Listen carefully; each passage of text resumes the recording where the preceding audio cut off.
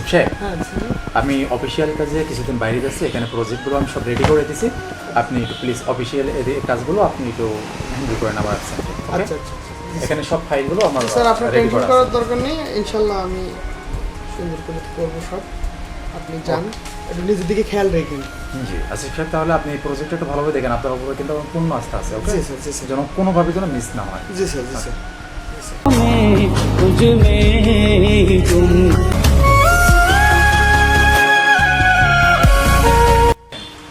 আসিফ সাহেব, নেক্সট মাসের 3 তারিখে আমাদের নতুন একটা প্রজেক্ট আছে। সেই প্রজেক্টটা আমরা আগামী মাসে শুরু করবো ইনশাল্লাহ। আর এই প্রজেক্টটাকে তো আমাদের এই মাসের ভিতরে কমপ্লিট করতে হবে। ওকে সেই হিসেবে খেয়াল রাখেন। ওকে আসিফ সাহেব, আপনি তাহলে প্রজেক্টটা সেভাবে খেয়াল করেন। আজকে আপনি আসতে পারেন, আমি পরে আপনার সাথে আচ্ছা, ঠিক আছে স্যার, ধন্যবাদ। আপনি নিজের দিকে খেয়াল রাখেন, আমি এখন আসলাম স্যার। আমি তাহলে ওয়েটার,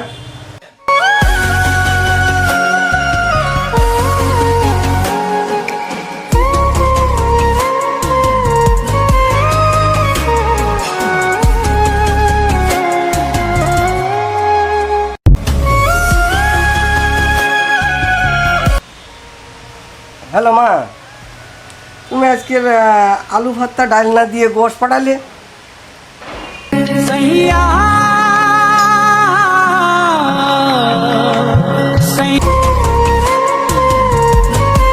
তুমি জানো না, তোমার হাতের ডাল আলু ভর্তা না খেলে আমার ভালো লাগে না।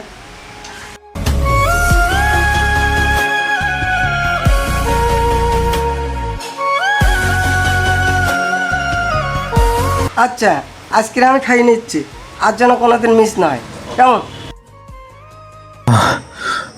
কতদিন হলো মায়ের হাতে রান্না খাই না। মায়ের হাতে সে আলু ভর্তা ডাউল আজ খুব মিস করছি। কোথায় আছো মা তুমি আজ?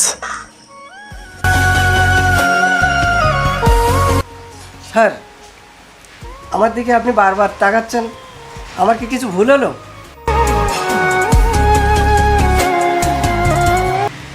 না ভাই, তেমন কোনো সমস্যা না। আচ্ছা ভাই, এই খাবার কি আপনার মা নিজ হাতে রান্না করে পাঠিয়েছে, তাই না? জি স্যার, আমার মা প্রতিদিন নিজে হাতে রান্না করে আমাকে টিফিন করে পাঠায়। Please sir. Thank you.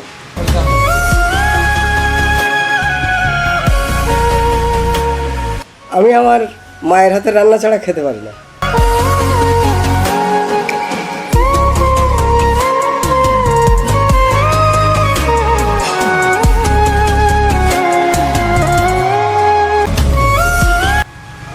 কি ব্যাপার স্যার, আপনি কান্না করছেন কেন?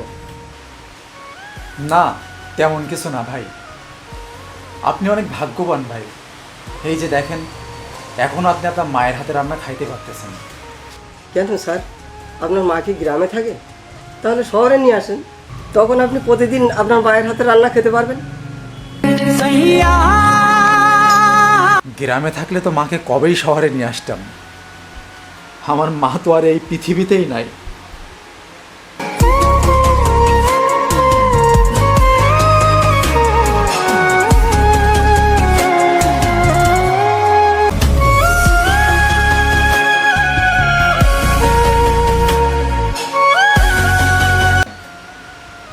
ভাই, যদি একটা রিকোয়েস্ট করে রাখবেন। বলেন স্যার।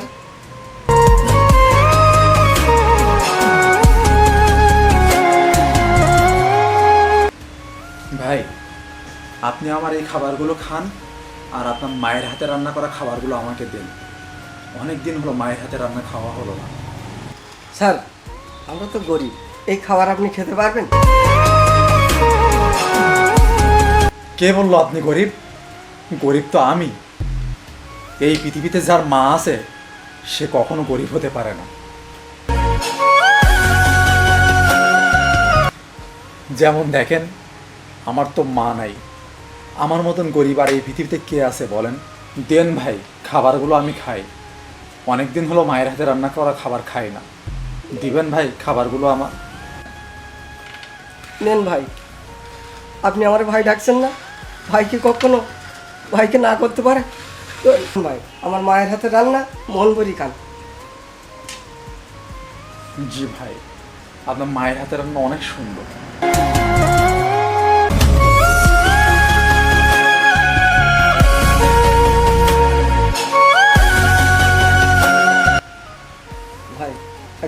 বলি?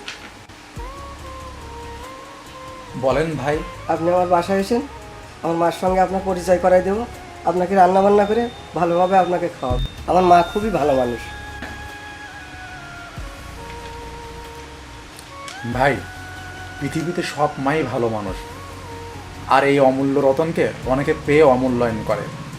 অনেকে আছে দেখেন যাদের মা বাবা বেঁচে আছে, তারপরেও সেই মা বাবাকে যত্ন না করে তারা বৃদ্ধাশ্রমে রেখে আসে। তাদের মতন কপাল পড়া আর কেউ নাই।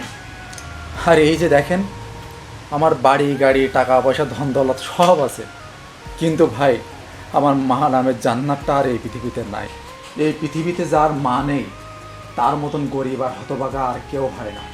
এই যেমন দেখেন আমি, আমার মতন গরিব আর হতভাগা এই পৃথিবীতে আর কেউ নাই ভাই।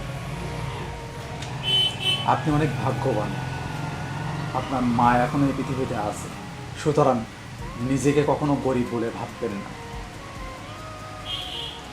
ভাই। আজ তাহলে উঠি, আমি সময় করে আপনার বাসায় একদিন আমি যাব, আর আপনার মায়ের হাতে রান্না মনে করে খেয়ে আসবো। আপনার মাকে অবশ্যই বলবেন আমি কিন্তু আসবো। ঠিক আছে ভাই, অবশ্যই আপনি আসবেন। ঠিক আছে ভাই, আপনার মাকে আমার সালাম দিয়েন।